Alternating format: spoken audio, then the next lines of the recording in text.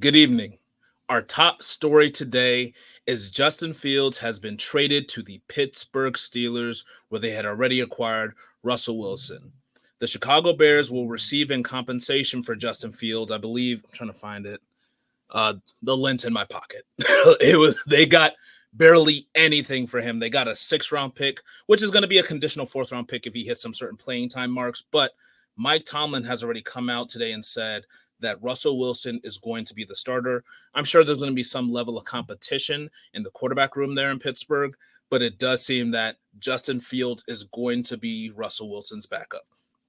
If you look at a 6th-round pick, the NFL is basically telling you he's a backup level player, no matter how much people like me want to believe that he is more than that right now in his career. But I do think there's a lot more to the Justin Fields story that is still yet to be written. And we're going to talk about all of that. Keenan Allen getting traded to the Bears, Marquise Brown going to the Chiefs, and so much other news in free agency. All of that and more on Player Profiler today.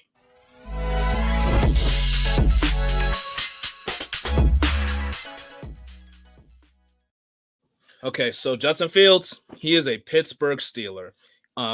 Online, it's been very mixed reviews that I've been seeing from Pittsburgh Steelers fans. There's a lot of people who love it. There's a lot of people who absolutely hate it, and they already were disliking the Russell Wilson move. But I do think that this is one of those situations where this will be really good for Russell Wilson. This will be really good for Justin Fields. This will be really good for the Steelers from an NFL standpoint. Don't know how much I love it from a fantasy standpoint for either one of these quarterbacks, but as it relates to this team getting into the playoffs and trying to make some hay once they're there, I think that this is a great move. So like I said before, they got the Chicago Bears traded Justin Fields for a 6th-round pick. It's going to be a conditional 4th-round pick if he hits certain playing time marks, but again, he is going to be the backup to Russell Wilson. The thing that's really interesting about Justin Fields, because people really want to say, all right, he's a terrible quarterback. He's done. He's washed. Obviously going really high a few years ago in the 1st round of the draft. And I mean, that draft class has kind of really fallen apart so far. But I still think that there's some hope still to be had with Justin Fields. I mean, his passing numbers, they're not great. All right, so his passing numbers are, he's 60% career completion, 6,600 yards, 40 touchdowns, 30 interceptions, QB rating of an 82.3. Absolutely nothing stellar about that. But we all know the thing that makes him special is the juice that he provides you on the ground. So he's just a special runner with over 2,200 rushing yards, 14 touchdowns in his 3 years as a quarterback. And I think that is one of those things that is such an enticing skill set that it makes all the sense in the world for the Steelers to just continue to build up their quarterback room. As we saw earlier this week, they traded Kenny Pickett, who was complaining basically about Russell Wilson being there. They traded him for a couple of picks that actually ended up being much more than what they just had to give away to get Justin Fields, and they traded him to the Philadelphia Eagles. So now you have Russell Wilson, who is getting towards the end of his career, and then you have now Justin Fields backing him up, who – if something happens to Russell Wilson, if he gets injured or if his play just falls off a cliff, you got Arthur Smith and his offense ready to just craft whatever they need to do to get points on the board. And so you have Justin Fields, Najee Harris, and Jaylen Warren in a pinch. That seems like a system that's set up to work for me, even if Justin Fields has to come into the game this year. But I think just the long-term mentality of this trade is get Justin Fields in the building, get his confidence up. Same thing you basically have to do for Russell Wilson. You're going to a stellar organization who knows how to win. Get them running the ball. They're going to be doing a ton of handoffs and really just get this team winning again. And I think like in a few years, you're going to have a really, really good trade chip. I don't know if you're going to get a 1st rounder from Justin Fields, but I definitely know that you're going to get higher than the 6th-round pick if you ever decide to trade him, or if you keep him, you may have a perennial starter for your team for years to come. So I a lot of people hating on this trade, I just really think it's like crazy. I think Justin Fields could learn so much from Russell Wilson. Now, Russell Wilson, his sack numbers haven't been great recently, but Justin Fields has been historically bad, like taking pressure. A lot of people want to blame the Chicago Bears offensive line, and I get it. They're not like world beaters. Braxton Jones, he's not a household name or anything. But Justin Fields has never had a lower than 10.6% sack rate in his career. He led the league in sacks and sack rate for his first 2 years, and he improved to 3rd worst last year. Now Russell Wilson again is not incredible, but you could learn so much more for just being a pocket passer from a Russell Wilson. Learning from this is going to be a really conservative scheme, a lot of play action and RPO. There's so much for him to learn, and just taking some of that pressure off. Like, there was so much pressure for him to be the guy right now because of his draft capital. Now he gets to sit back, learn from like one of the all-time great minds in the game, and Mike Tomlin, learn behind, no matter what anybody says, a good quarterback in Russell Wilson. And I think it's going to be the best thing for him. I mean, but to me, the biggest thing that's just so incredible about all the discontent about this deal is I feel like people are really missing like the forest for the trees, right? Russell Wilson is not great. I mean, I think we could all say his play has started to decline since obviously he won the Super Bowl. But he still threw for 26 touchdowns last year. And we got to stop acting like that's just some easy feat. Like, all of our favorite quarterbacks, like, a lot of them threw less touchdowns than that. CJ Stroud had one of the best rookie seasons of all time. Justin Herbert, we all think that he's better than Russell Wilson. Lamar Jackson just won the damn MVP. Jalen Hurts was in the Super Bowl last year. Like, Trevor Lawrence, he's better than Russell Wilson. Like, these are all quarterbacks who threw less touchdown passes than Russell Wilson did this past year. So we gotta really process what we're thinking about. And especially, he's replacing a guy who threw 13 career touchdowns in Kenny Pickett. Russell Wilson threw 26 last year. So I think the people saying Russell Wilson's washed, you got to look at like the level of improvement from Kenny Pickett to Russell Wilson. That's number one. But number two, and I know I'm not a capologist or anything like that, you got to look at the dollars, guys. So Russell Wilson's base salary is going to be $1.2 million. And we all know, based on that really bad contract now that Denver signed, they're on the hook for $38 million this year to Russell Wilson. That's why it was honestly like Minnesota, they should have gone out and got Russell Wilson. Any team who's looking for a quarterback, you're basically getting an upside player for free. So why not take a shot on it? But then, so you got Russell Wilson at 1.2. I think Justin Fields' base salary this year is like 1.6. So that's $2.8 million in your quarterback room. The amount of second and third string quarterbacks making more than that is a long list. Here's some of these stellar all-star names who are making more money than the combined quarterback room for the Steelers. We have Taylor Heineke, Mike White, Jacoby Brissett, Trey Lance, Gardner Minshew, Jarrett Stidham, and Sam Darnold, which is one of the more egregious ones just because, obviously, again, Minnesota really could have – I mean, you could probably offer Russell Wilson a little bit more, and you probably would have got him. But now you're paying Sam Darnold more than what you're paying both Russell Wilson and Justin Fields combined. So the Steelers, I've been saying this on social media a ton. People don't like it, but it is what it is. They pulled a heist on the league, guys. I mean, I don't know what else to tell you. Like, the Steelers are definitely the ones who won out in this situation. If they get some good play from Russell Wilson, they could only, I mean, it's only up from here for Russell Wilson's career. And then Justin Fields, like, why not? He's your backup quarterback. You got him. You know what he could do on the ground. So push come to shove, you know what type of package you could run for him. And again, this is an offense that's not going to be really focused on having the quarterbacks pass a ton anyway. So I think that this is a great move for the Steelers organization. And after the break, I'm going to touch on what I think this means for fantasy.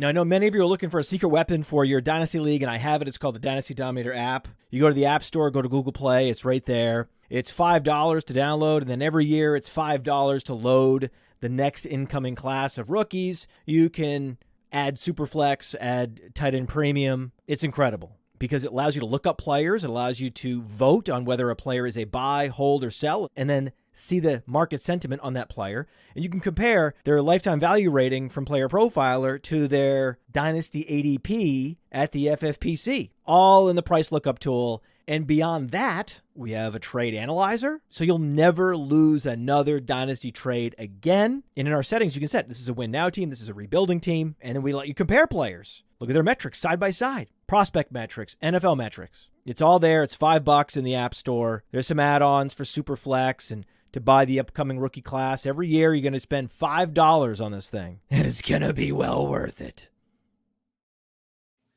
I definitely love that tool, and I think if you're thinking about what we've just been talking about with Justin Fields and Russell Wilson, I'm not buying Russell Wilson in Dynasty.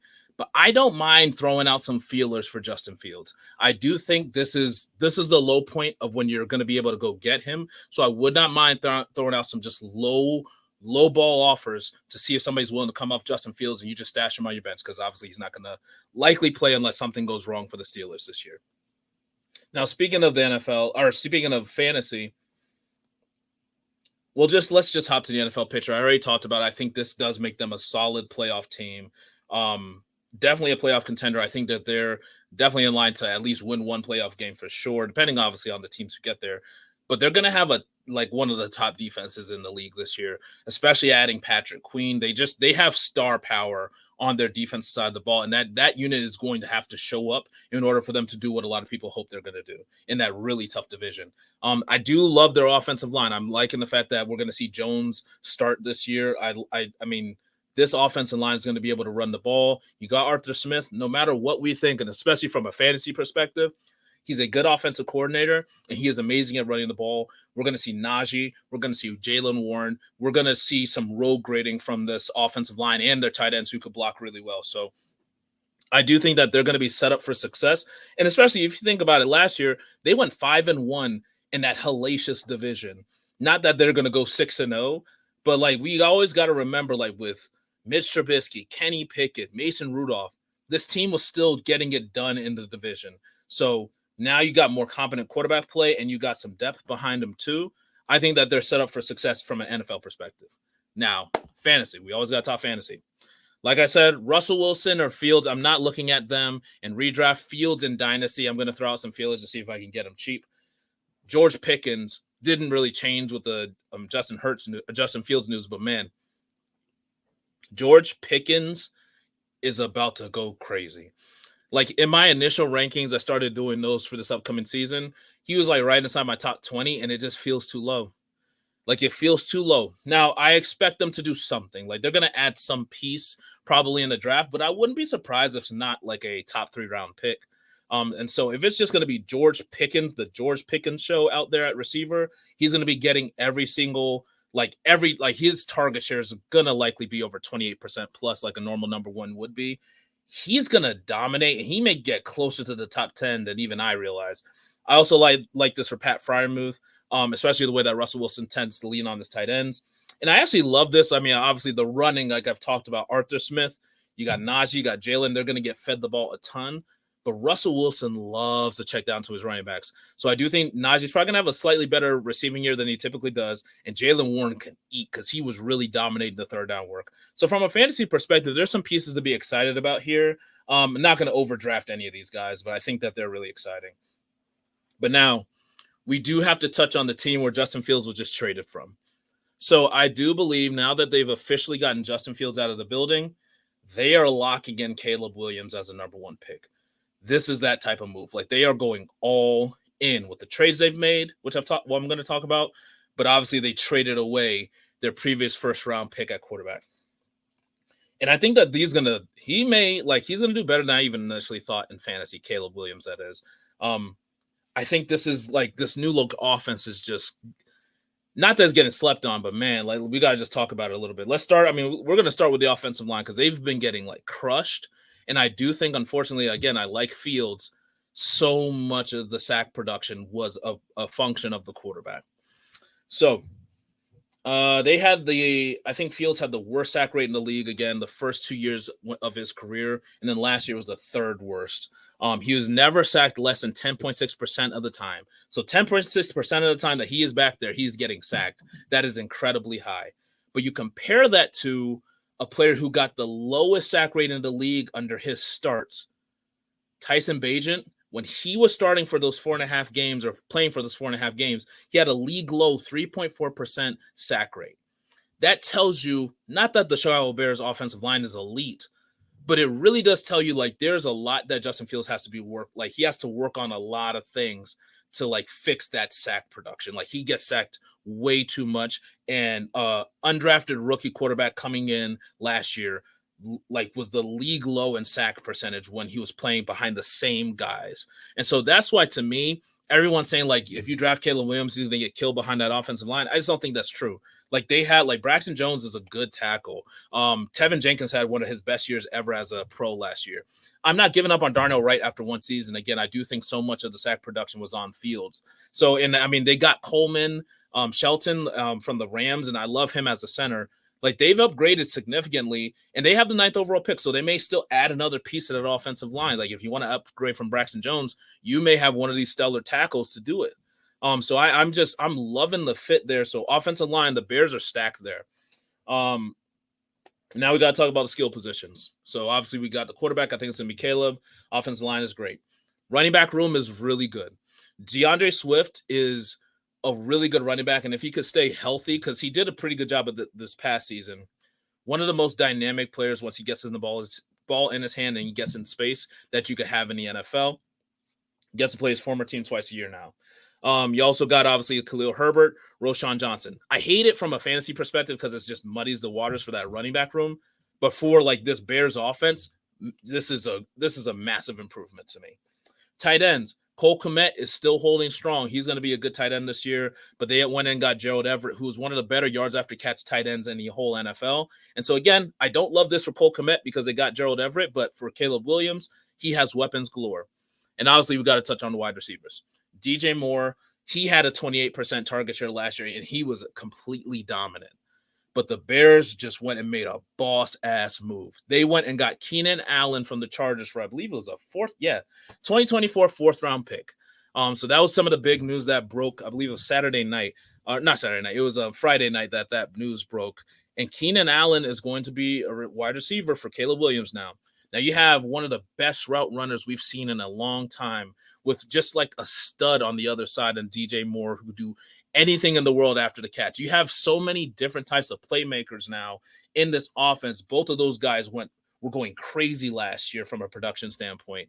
And both of those guys are going to be there to support this young rookie who is getting into this situation where I do believe they have a good offensive line. They have good tight ends. They have great receivers, and they have a good running game. And they're going to be able to run the ball in Chicago. And I do think their defense is going to continue to improve like we saw at the end of last year. Keenan Allen came over from the Chargers because he was not willing to take an $18.1 million like restructuring or pay cut. And so they decided to ship him off. I do think that from a fantasy standpoint, outside of Caleb Williams, I don't particularly like it because I don't love any of these situations where there's a ton of guys who are competing for the same targets and the same carries. Like I mentioned about the running backs, I think DeAndre Swift is the guy to own. I'm not going to be taking him like above the mid rounds in the fantasy drafts or anything like that. I think they need to start utilizing him as a pass catcher, which is one of his best assets. But no matter what, unless they move Khalil Herbert, he's going to be competing with snaps with those guys, even if he's going to lead them. Keenan Allen and DJ Moore. Keenan Allen had, I think, a 32 or 33% target share last year. DJ Moore had a 28+% target share. That's just not going to happen with them both in the offense. And like I said, they may want to throw the ball more to DeAndre Swift. You now have two tight ends you have to get the ball to. Even though Caleb Williams is probably going to throw at a more effective level than Justin Fields did, honestly, it's still tough to really love them in a fantasy perspective. I have DJ Moore ranked slightly higher, and I have both of these guys in like my top 25, but both of them had to come down in my rankings just because there's only one ball to go around, and both of them are such target-dominant receivers. And then I think who else is that? I think that's pretty much it. Yeah, I think Caleb Williams, though, like I think that he was one of those players I've been a little hesitant to really shoot up my rankings, honestly, in my redraft leagues. But he's going to be going into the range, like not probably as high as Anthony Richardson, but he's getting close to that. He can run the ball. He actually has really good vision when he does run. And he's just a playmaker. I do think his rookie season, just based on the way he plays, is going to be a roller coaster, guys. Like he is going to make some amazing eye-popping plays. You have a person who could honestly do that pretty consistently with DJ Moore on the outside and then Keenan Allen on the inside. You have really just good hands tight ends, like I said, yards after catch with Gerald Everett, and you have amazing yards after catch guys and like DeAndre Swift, etc. But he's also going to put the ball in jeopardy based on the way he plays. There's some of his decisions that may look like to me like some of the worst decisions I've seen a quarterback make in college, but he also makes some of the best plays I've ever seen a quarterback make in college. So wouldn't be surprised if he leads rookies in touchdowns, but also leads them by like a lot in interceptions. But I do think in fantasy, we're going to see some pretty decent floor production for Caleb Williams, which is really getting me excited for them to try to draft him at some point, like the middle or later rounds of your redraft leagues. All right, so kind of sticking with the Chargers. So we saw like they released Mike Williams, very similar to Keenan Allen. They were just they were in cap hell with all the players they had. They had the restructure Bosa, they had the restructure Mac, and then they ended up releasing Mike Williams to save $20 million against the cap. Mike Williams coming off an ACL tear that he had in week 3. So it was just, I mean, that was one of the more predictable moves that was going to happen this offseason. But he's still a good receiver, and I do think he's going to latch onto a good place. As of now, the only place I've seen him visiting is the Panthers, and I believe the Patriots a week ago. So it'll be interesting to see how his physicals are going, if they think he's going to be right on track. But for a player who's dealt with so many injuries, he may be dealing with like a 1-year, 2-year type of deal, just to prove it to NFL teams that he could stay healthy for a full season. But whoever gets them, I mean, depending on the team, like if I'm the Chiefs, why not? Like even though they made a trade that I'm going to talk about soon, you just throw them on your team, especially if you can get them pretty cheaply. But I do think that there's going to be some value there. Just be interesting to see where he goes, because the Panthers are loading up right now at receiver for their guy Bryce Young. They are not giving up on that kid just yet. So they're going to get him some weapons. So wouldn't be surprised if Mike Williams goes to the Panthers. I think Michael Gallup is also visiting them too. Now, just thinking about what the Chargers are doing, they were in cap hell, so they had to get out of that. You look at the players that they're acquiring. I'm going to look at their roster really quick. It's really interesting. We know Jim Harbaugh, the type of guy he is and the type of players he's going to bring in. But very much if the team is starting to take shape of one of those Michigan style, old school 49er style, just run first, great defense style of teams. You got 2 good blocking tight ends, Will Dissly, Hayden Hurst. They really fortified their defensive line. They got Poona Ford. I think they still need to do some work on defense. But from an offensive standpoint, they let go of those 2 receivers. They still got Quentin Johnson. They got Josh Palmer, and they got Darius Davis at receiver. And offensive line, honestly, same unit from last year. I think they're going to continue to get better. This team is going to run the ball like crazy. As a Justin Herbert backer and believer, it's going to be annoying in fantasy. But I do think that you're going to be looking at one of those years where he may be throwing for 25 and 5. Like a really efficient year, solid touchdowns, not amazing, not breaking the bank or anything, but low interceptions. And this team is just moving the ball because they're going to be able to run the ball with that approach. They obviously got Gus Edwards as their lead running back right now, but I do think this is one of those teams who will be picking up a running back on day 2 of the draft. And I would not be surprised if the running back that is still yet to be on their team is going to lead this team in rushing. So I think if you're thinking about Justin Herbert in fantasy, you just got to take it with a grain of salt. He's closer to 10 to 13 in my rankings, even though his skill set dictates he should be much higher than that. It's the offense approach that I'm expecting with Jim Harbaugh. But the one thing that you have to consider, less about Herbert and more about the receivers, somebody's going to be catching the ball. There's 25 touchdowns, like I was just saying, going to somebody. Quentin Johnson, I just do not believe in this player. Hopefully he could just prove me wrong and just step up as a second-year guy. Josh Palmer, he's been solid when he's had opportunities, but he is nothing stellar. This team is screaming to me that they're taking a receiver with their top 10 pick. And the one that just jumps out off the paper is Malik Neighbors. He could do every single thing you need him to do. There are some people, not me, but there are some analysts who actually believe he's better than Marvin Harrison Jr. because he's just a little bit more complete. I don't believe that again, but I do think that he is a game-changing player. And to me, he is going to move himself probably into top 4 rounds of redraft if he is drafted by the Chargers, because I think the targets are going to be crazy. We've been talking about target share so much today.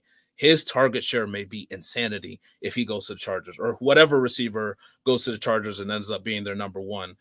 Even on a run-first team, you still got to throw the ball. We were talking about this last year going into the season with DJ Moore. This team was one of the lowest throw percentage teams of Chicago Bears last year in the NFL. But still, if you're going to have a player getting a 20, I was predicting a 25+% target share, you got to draft them because that's just valuable in the NFL. So I think that could easily happen if Malik Neighbors goes to the Chargers. All right, what else is going on? So we talked about that. So another, not a trade, but another receiver pickup that happened around the same time the Keenan Allen news was breaking was Marquise Brown signed a 1-year deal for $11 million with the Chiefs. I think this is a perfect move for that team. The Chiefs, that is. You get to test him out for 1 year. He, after his being a first round pick, he's been rather disappointing based on like what his profile should be. We've not seen him dominate down the field like you expected when he came out of Oklahoma and he started doing some stuff early with Lamar Jackson in Baltimore. But I do think if there's a place where he can excel at that, it's going to be with Kansas City, where Patrick Mahomes hasn't really had a reliable deep threat since Tyreek Hill a few years ago. Well, clearly it hasn't mattered. So I think that this is a situation where Marquise Brown is going to get some of his juice back. I think from a fantasy perspective, he's definitely back into the top 30 discussion, and he definitely could creep higher if things break right. But he's still going to be the third receiving target in that offense, at least. Like, he's definitely behind Kelsey, and he's definitely going to be behind Rice. There's some people who are concerned that this move with Marquise Brown basically means that he's the number one and Rice is the number two. I think that couldn't be further from the truth. Rashid Rice is a different cat. The way that he plays is honestly, there's not even the same as Marquise Brown. Like, I think that Rashid Rice had one of the lowest average depths of targets in the league last year. And Marquise Brown can honestly operate at all three levels of the field, but he really can excel deep. And I do think the Chiefs want to use him in that manner. So I don't even think they're really going to be in conflicting types of parts of the field. But Rashid Rice, to me, he's bordering on a top 10 receiver in redraft leagues. Like, this guy has so much in his skill set down the field that has not even been tapped into yet on one of the best offenses in the league. I'm expecting next year for Patrick Mahomes from a regular season standpoint to come back to what we expect normally. And he's going to be the number one receiving target in that offense for, again, another year aging Kelsey. Like, Rashid Rice is the one. Rashid Rice is the guy in that offense. So don't get confused to think that Marquise Brown is going to come and change that. No, I actually think if anything, that's going to help this offense open things up, because they, over the last 2 years, have just been dinking and dunking down the field, and this is going to give them some more explosion down the field. And even if they start to let Rashid Rice start running some more stuff down the field, the more the merrier. That offense is going to start lighting it up again. All right, what else do we got to talk about? I think, so there's another Chiefs-related story, not as much fantasy-related because it's a defensive player, but it seems that the Colts and the Titans are the two top teams who are trying to trade for L'Jarius Sneed. It just seems that Sneed is asking for a pretty high number. I'm not even sure if he's going to get traded. I mean, he's already been tagged, and that's a $19.8 million that the Chiefs are due to him. But, like, these teams are really thirsty, it seems, for L'Jarius Sneed. It's just his number is so high that he's trying to get. The thing with the Titans and the Colts, they both have a decent amount of cap space available. The Titans more so than the Colts seem to be making like some bigger money moves, but actually the Titans still have more cap space right now. They've just signed less players, so there's still a lot of cap space that's just going to be structured to be eaten up in what they're doing in their offseason moves. Whereas the Colts, they only have $23 million in cap space left, which is still pretty good. But they only have a few more players that they could sign to fill their roster. So I think that's a higher likelihood that he goes to the Colts. And to be honest, and just full disclosure, I'm a Colts fan, so I'm really hoping that happens, because I do love the idea of pairing Sneed with a second-year player in Julius Brents, who is going to continue to improve and was actually playing really well when he was healthy last year. So I think that would actually be a really amazing tandem. But if you do the same thing like on the Titans, they just got Chidobe Awuzie from the Bengals, I believe. No, he was on the Cowboys last year. Wow, he's been traveling all over the place. And so they have him on one side. You can put Sneed on the other side and really lock down both outside corners, even though Awuzie didn't have as great of a season last year. I just think it's the Colts. I hope it's the Colts. So maybe just knock on wood, I'll be right. All right. And then the last few stories we have here before we get out of here is just a short show today. We're going to see a lot more moves happening tomorrow. So make sure you guys are tuned in. Make sure you guys follow us on every single channel. This today is a pre-recorded video, but normally I'm going to be going live on these every Sunday at 7 p.m. So make sure you guys are subscribed so you get notified every time we go live with these shows. Make sure you follow Player Profiler News on YouTube. Make sure you follow Player Profiler, the bigger channel on YouTube, and follow us on all the social medias. You'll see us. I mean, we're on TikTok. We're on Instagram. You can follow us everywhere. So make sure you guys are tapped in. Now, the last story I want to talk about is offensive lineman, but I do think there's some pretty big fantasy implications. So Tyron Smith has signed a 1-year deal with the Jets, and the deal is worth up to $20 million with incentives. And while that that's a lot of money. That's a lot of money for him for sure. I do think people have believed that he's fallen off as a player, and I'm kind of conflicted. This is a move you had to make if you're going to protect that old man Rodgers back there. And maybe he'll be a VP, but if he's not, he'll be playing on the field this fall. But you got to protect him. I mean, he tore his Achilles 4 plays into the game last year. And Tyron Smith is still an elite level tackle. He was rated the 4th rated tackle in PFF this last season. And so if he's on the field, you got a rock solid bedrock of an offensive line. The only thing, obviously, the health is the issue with him. It's nothing else but health, obviously age. But the last time he played a full season of games was in 2015. So that is really the biggest concern. Also, I think he's only appeared in 30 regular season games in the last 4 seasons. So that's what you got to deal with. You got to definitely make sure you continue to add depth because it's likely that you're going to be missing him for some time. But when he's on the field, you are getting stellar play. And I do think if you look at this offensive line, it has completely transformed from what we saw this past offseason.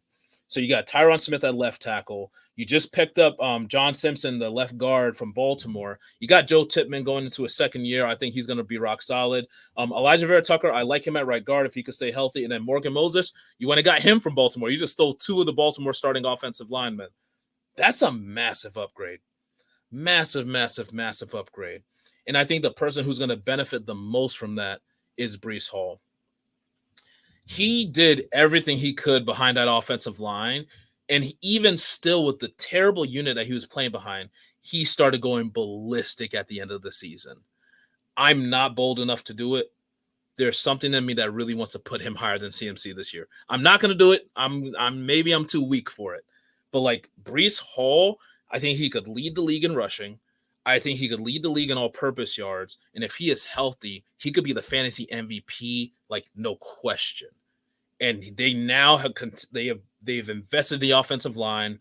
Aaron Rodgers, he's being flighty, but that's not atypical. They've invested in a backup quarterback in Tyrod Taylor who can at least stop the bleeding if something were to happen. And so I feel so much better about Breece Hall's situation, and I was already feeling amazing about it coming out of last season. Less confident in Garrett Wilson just because it's so directly tied to Aaron Rodgers, but Breece Hall is going to be a league winner for you this year. That's all I have for today, guys. Thank you guys for hopping on here for sure. I'm going to be, again, this was pre-recorded today. It's going to be live next week, 7 p.m. So make sure you guys tap in, and make sure you guys tap in every single day. The news of the day, we're talking about it on this channel and giving you everything you need to know to fan out with your team, but also make fantasy moves, understand what you need to do next in Dynasty. We have content for days, so make sure you guys tap into this YouTube channel as well as the YouTube channel on the main page on Player Profiler. So thank you guys so much for hopping on here. See you guys later. Peace. Hey, I want to thank you for being part of this broadcast. If you have any thoughts on it, leave a comment. If you enjoyed it, make sure you leave a like. And if you want to see more shows on the Player Profiler channel, subscribe to it. That's how we know you want more.